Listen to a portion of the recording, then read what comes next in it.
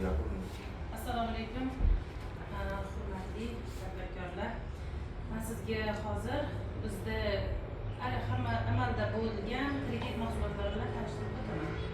Bizda hozir moliyaviy ko'mak 100 kreditimiz bor. Bu kreditimiz 100 million so'mgacha o'zini o'zi bank qilgan shaxslarga ajratiladi. Yuridik shaxslarga 300 million so'mgacha garov evaziga. Garovga uy-joy, yoshi 5 yoshga to'lmagan mashina garovga olinadi. Muddati 36 oygacha, imtiyozli davri 6 oygacha.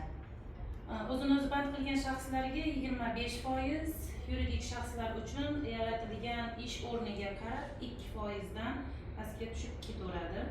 Plastik o'zini o'zi band qilgan shaxslarga plastik kartaga tushirish yo'li bilan ajratiladi.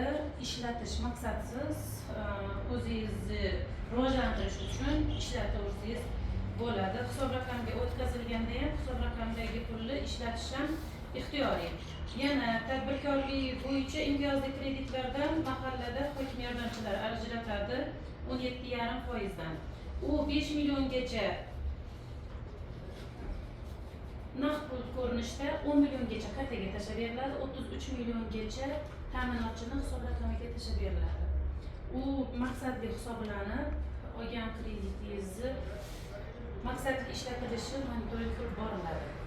Yana bizda avtokreditlar bor. Bu tadbirkorlikka tegishli emas, lekin ko'pchilikni qiziqtiradigan. Avtokreditimiz bor. Ish haqi loyihasida bo'lsa 25% to'langan bo'lsa boshlang'ich